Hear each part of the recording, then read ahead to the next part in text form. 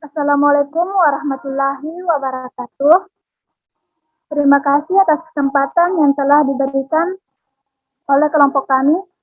Kami dari kelompok 7 akan memaparkan hasil diskusi kami mengenai konsep, prinsip, dan nilai yang terkandung dalam Bhinneka Tunggal Ika. Ini diimplementasikan dalam kehidupan berbangsa dan bernegara. Namun sebelum itu, saya akan memperkenalkan nama-nama anggota kelompok kami. Yang terdiri dari Eka Kartika Wardana selaku saya sendiri sebagai moderator. Yang kedua, Nur Sahra Afifah Halida. Yang ketiga, Nur Aisyah. Yang keempat, Marcelini Kesyaria Dabeng. Yang kelima, Nur Hayati. Dan yang keenam, Muhammad Tarhalid.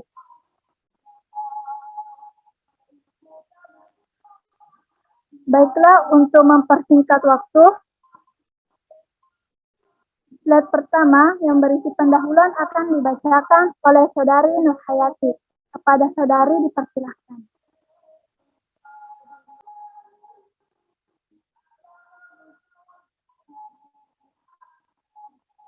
Baik, mungkin Saudari Nur Hayati terkendala dengan jaringan, jadi akan digantikan oleh Sahra Afifah Halida. Kepada Saudari saya persilahkan.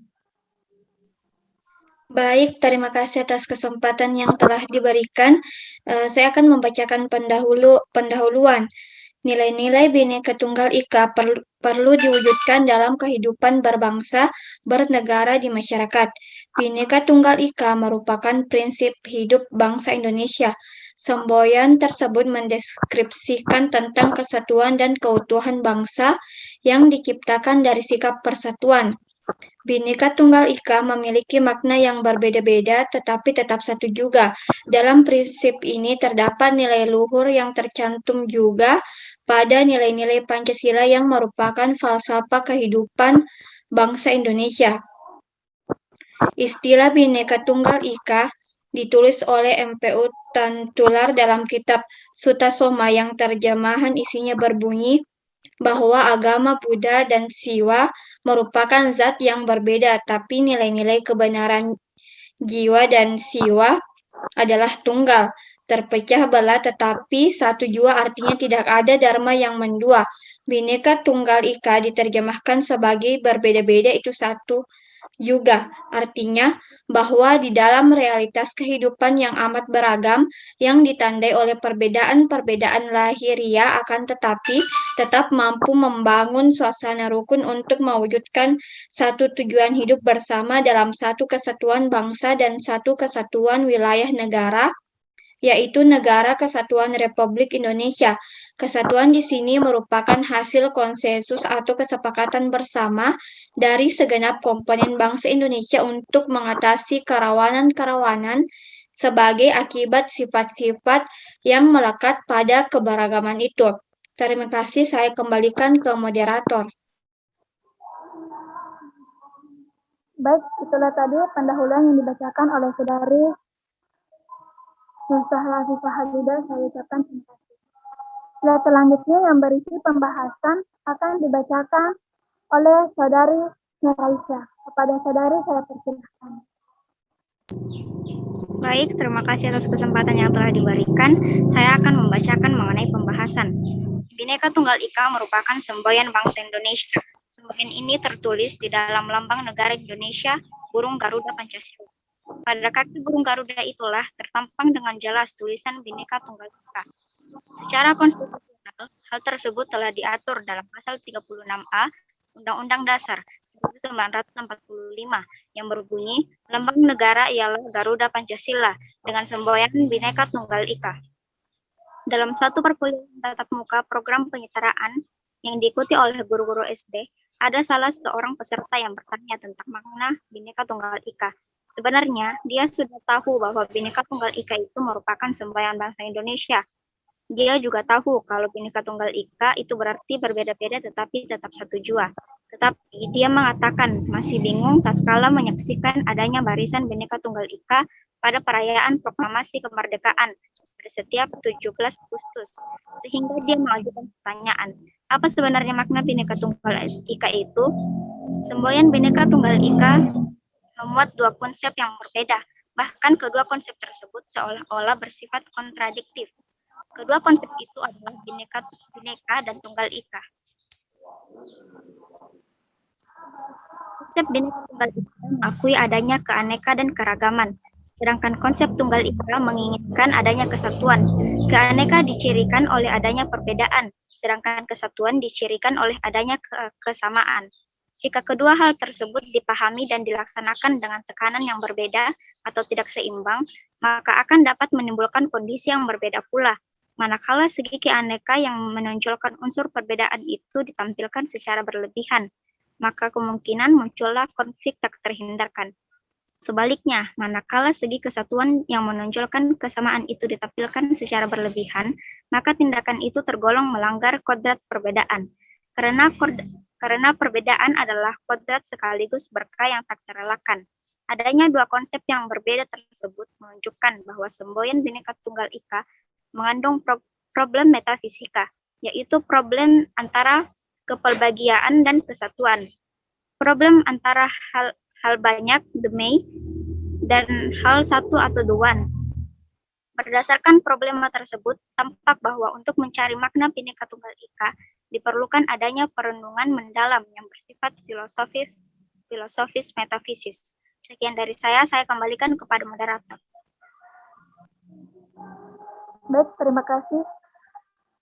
Slide selanjutnya yang berisi perilaku inklusif akan dibacakan oleh Saudara Muhammad Akhtar. Kepada Saudara, saya persilahkan. Baik, terima kasih atas kesempatan yang diberikan. Saya akan membacakan mengenai perilaku inklusif. Dalam kehidupan bersama yang menerapkan semboyan Bhinneka Tunggal Ika, memandang bahwa dirinya, baik itu sebagai individu atau kelompok masyarakat, merasa dirinya hanya merupakan sebagian dari kesatuan dari masyarakat yang lebih luas. Betapa besar dari penting kelompoknya dalam kehidupan bersama, tidak memandang rendah dan menyepelekan kelompok yang lain. Masing-masing memiliki peran yang tidak dapat diabaikan dan bermakna bagi kehidupan bersama. Sekian dari saya kembalikan ke moderator. Baik, terima kasih. Slide selanjutnya berisi mengenai mengakomodasi sifat pluralistik akan dibacakan oleh Saudari Marcelini Teixeira. Kepada Saudari, saya persilahkan. Terima kasih. Yang kedua, mengakomodasi sifat pluralistik. Bangsa Indonesia sangat pluralistik ditinjau dari keragaman agama yang dipeluk oleh masyarakat, aneka adat budaya yang berkembang di daerah, suku, bangsa, dan bahasa masing-masing, dan menempati ribuan pulau yang tiada jarang terpisah. Demikian jauh pulau yang satu dari pulau yang lain. Tanpa memahami makna pluralistik dan bagaimana cara mewujudkan persatuan dalam keanekaragaman secara tepat, dengan mudah terjadi disintegrasi 15 bangsa. Sifat toleransi, saling hormat menghormati, mendudukkan masing-masing pihak sesuai dengan peran, harkat, dan martabat secara tepat, tidak memandang remeh pada pihak lain, apalagi menghapus eksistensi kelompok dari kehidupan bersama, merupakan syarat bagi lestarinya negara bangsa Indonesia. Kerukunan hidup perlu dikembangkan dengan sepatutnya.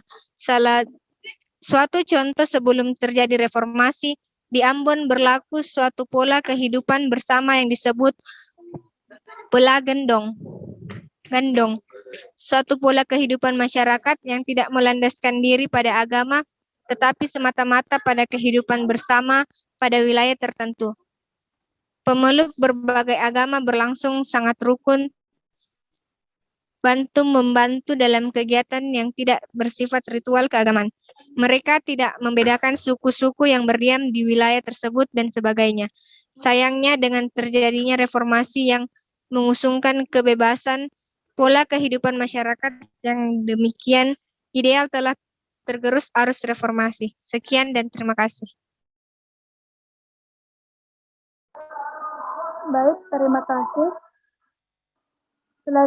Selanjutnya akan dibacakan oleh Saudari Nurhayati mengenai musyawarah untuk mencapai mufakat. Kepada saudari saya persilahkan. Terima kasih atas kesempatan yang diberikan moderator. Saya akan membacakan materi yaitu musyawarah untuk mufakat. Dalam rangka membentuk kesatuan dalam keanekaragaman diterapkan pendekatan musyawarah untuk mencapai mufakat. Bukan pendapat sendiri yang harus dijadikan kesepakatan bersama, tetapi common denominator, yakni inti kesamaan yang dipilih sebagai kesepakatan bersama. Hal ini hanya tercapai dengan proses musyawarah untuk mencapai mufakat. Dengan cara ini, segala gagasan yang timbul diakomodasi dalam kesepakatan. Tidak ada yang menang, tidak ada yang kalah. Inilah yang biasa disebut sebagai win-win solution. Saya kembalikan kepada moderator. Baik, saya ucapkan terima kasih.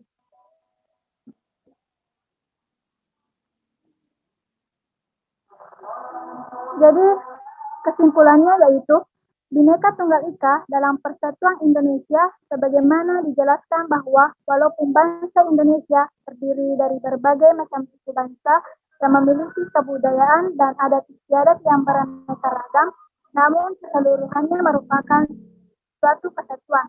Makna Bhinneka Tunggal Ika yaitu meskipun bangsa dan negara Indonesia terdiri atas beraneka ragam suku bangsa yang memiliki kebudayaan dan adat istiadat yang bermacam-macam, serta beraneka ragam kepulauan wilayah negara Indonesia, namun keseluruhannya itu merupakan suatu kesatuan, yaitu bangsa dan negara Indonesia. Keanekaragaman tersebut bukanlah merupakan perbedaan yang bertentangan, namun justru keanekaragaman itu bersatu dalam satu sintesa yang pada gilirannya justru memperdaya sifat dan makna persatuan bangsa dan negara Indonesia dengan nilai-nilai dan prinsip yang terkandung. Oleh karena itu, mari kita juga menjaga Bhinneka Tunggal Ika dengan sebaik-baiknya agar persatuan bangsa dan negara Indonesia tetap terjaga. Baiklah, mungkin itu yang sempat kelompok kami sampaikan. Lebih dan kurangnya mohon dimaafkan. Wabillahi taufiq wal hidayah. Wassalamualaikum warahmatullahi wabarakatuh.